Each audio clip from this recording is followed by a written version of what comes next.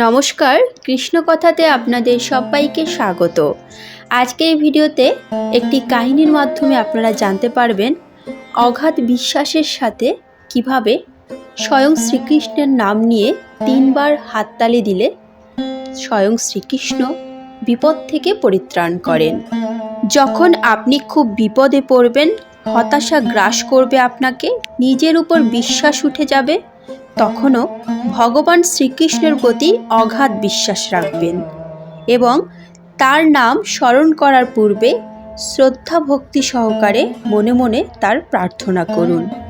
মনে রাখবেন, আপনি যত বড় ঝড়ের মাঝেই থাকুন না কেন, যত নিঃসঙ্গই আপনি নিজেকে ভাবুন না কেন, পরমেশ্বর ভগবান শ্রীকৃষ্ণ কখনো আপনাকে ছেড়ে যাননি, সর্বদা আপনার কাছেই আছেন, যদি ভগবানের প্রতি শুদ্ধ ভক্তি ও বিশ্বাস থাকে। মনে রাখবেন, ভগবান শ্রীকৃষ্ণ কখনো ঘুমোন না এবং কোনো তন্দ্রাও তাকে স্পর্শ করে না।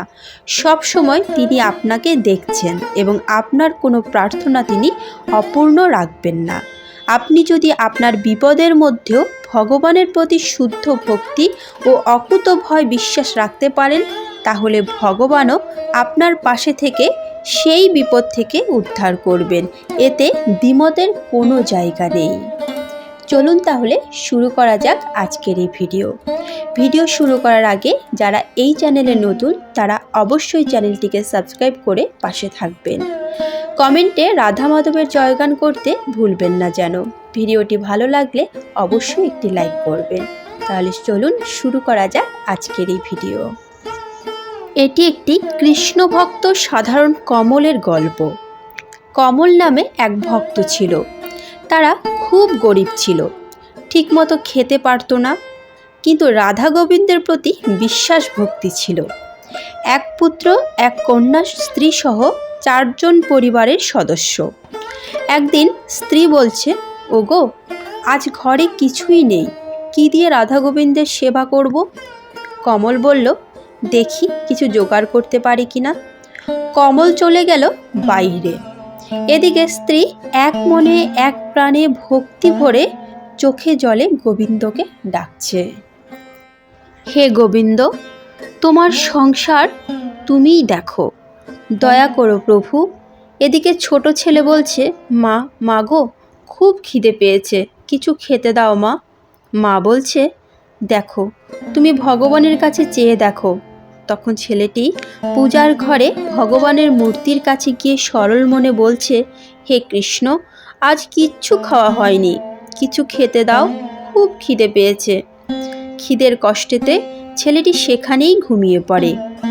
ছেলেটি ঘুমের মাঝে স্বপ্ন দেখে যে 3 বার হরে কৃষ্ণ মহামন্ত্র জপ করলে সে খাবার পেয়ে যাবে। হঠাৎ ছেলেটির ঘুম ভেঙে যায়। ঘুম থেকে উঠে সে তার মায়ের কাছে গিয়ে সেই কথা জানায়। তখন তার মা প্রাণগোবিন্দের কাছে 3 বার হাততালি দিয়ে হরে কৃষ্ণ কৃষ্ণ কৃষ্ণ হরে হরে, হরে রাম রাম রাম হরে হরে এই মহামন্ত্র 3 বার জপ করলেন এবং অঝরে কাঁদতে লাগলেন।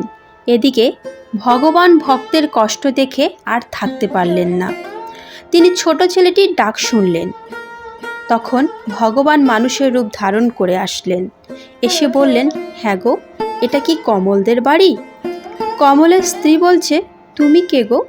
মানুষরূপী ভগবান বলছেন, আমায় তুমি চিনবে না। পথে কমলের সাথে দেখা হলো আর চাল ডাল তরকারি সবজি আমার কাছে পাঠিয়ে দিল। আমি এখন যাই। কমলের স্ত্রী বলছে, একটু প্রসাদ জল খেয়ে যাও। ঠিক আছে, দাও। এই বলে ভগবান পূজার মন্দিরে মূর্তিতেই মিশে গেল। বিকালে কমল বাড়িতে এসে স্ত্রীকে বলল, কিছু জোগাড় করতে পারিনি। স্ত্রী বলছে, কি বলছো তুমি? তুমি তো অনেক কিছুই পাঠিয়ে দিলে। কমল বলছে, সে কি, আমি তো কিছু পাঠাইনি। এদিকে ছোট ছেলে এসে বলছে, বাবা দেখো, ভগবানের মূর্তির মুখে প্রসাদ লেগে আছে। তখন সকলেই পূজার ঘরে গিয়ে দেখে ঠিক তাই। তখন সবাই অবাক হয়ে যায়, আশ্চর্য হয়ে যায়। কমল বলল, মূর্তির মুখে প্রসাদ এলো কোথা থেকে? কেউ কি মূর্তির মুখে প্রসাদ তুলে দিয়েছ? তখন একথা শুনে স্ত্রী বলল, আজ একজন মানুষ এসেছিল, তাকে প্রসাদ খেতে দিয়েছি। একথা শুনেই কমল তখন মাটিতে পড়ে হা কৃষ্ণ বলে অচেতন হয়ে যায়। মনে হয় দেহে প্রাণ নেই। তখন ছোট ছেলেটি দৌড়ে গিয়ে পূজার ঘরে গিয়ে চোখের জলে কেঁদে কেঁদে রাধা গোবিন্দ মূর্তির সামনে গিয়ে বলতে লাগলো, হে ভগবান, তুমি আমার বাবাকে ভালো করে দাও। এদিকে কমলের জ্ঞান ফিরে আসলো। তখন কমল তার স্ত্রীকে বলতে লাগলো, তুমি ভাগ্যবান, যে মানুষটি এসেছিল তিনি স্বয়ং ভগবান। তোমার হাতে প্রসাদ গ্রহণ করেছেন, সেই কারণে মূর্তির মুখে প্রসাদ লেগে আছে। কিন্তু আমি বড় হতভাগা, আমি দেখা পেলাম না। আরেক দিনের কথা, কমল বেড়া বাঁধছে। তার ছোট মেয়েটি বাবার কাজে সাহায্য করছে। ছোট মেয়েটি তখন বলল, বাবা, মা আমাকে ডাকছে, আমি যাই রান্নাঘরে। এইদিকে রোদে পুড়ে কষ্ট করে বেড়া বাঁধছে। ভগবান আবার তার ছোট ছেলের রূপ ধরে এসে বলল, বাবা, আমি তোমার কাজে সাহায্য করব। আজকে কৃষ্ণ ভজনের গান শোনাবে না? বাবা বলছে, হ্যাঁ শোনাবো। তখন বাবা কৃষ্ণ ভজনের গান শোনাচ্ছে।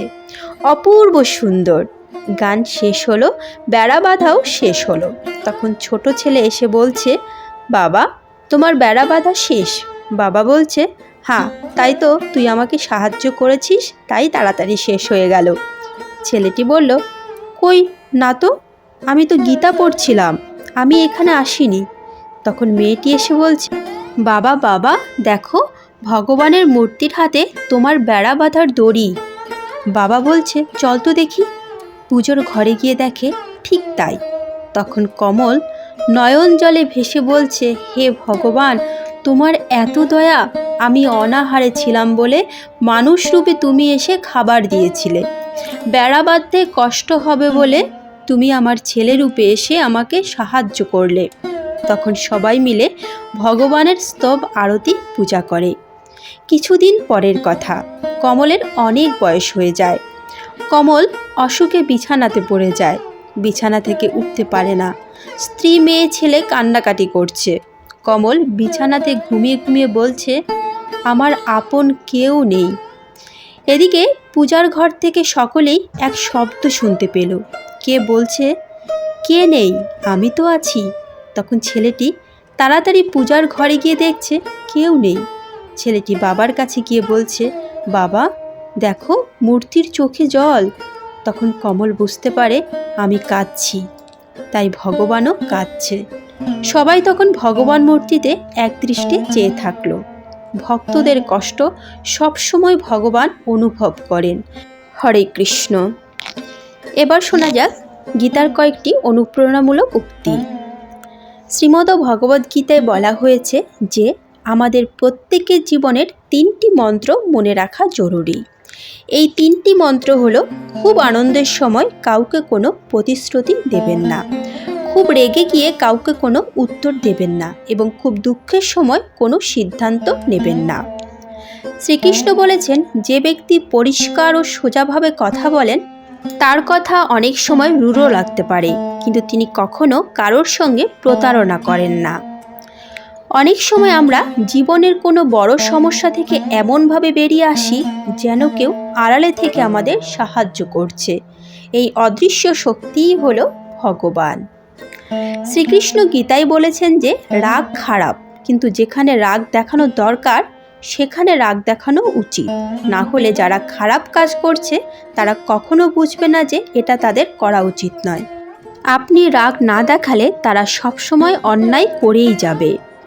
গীতায় বলা আছে যে সত্যি কখনো দাবি করে না যে আমি সত্যি, কারণ সত্যি সবসময় সত্যি, কিন্তু যা মিথ্যে তা সবসময় নিজেকে সত্যি বলে দাবি করে। কখনো সবাই ভালো হয় না। যদি কোনো ভালো মানুষ মনে করেন যে সবাই ভালো, তাহলে সেটা তার ভুল ধারণা। গীতায় শ্রীকৃষ্ণ বলেছেন যে আমাদের ভাগ্য আমাদের অতীত কর্মের ফল, তেমনি আজ আমরা যা করছি তার ফল আমরা আগামী দিনে পাব। আজকের মতো ভিডিওটি এখানেই শেষ করলাম। আশা করি আপনাদের ভালো লেগেছে।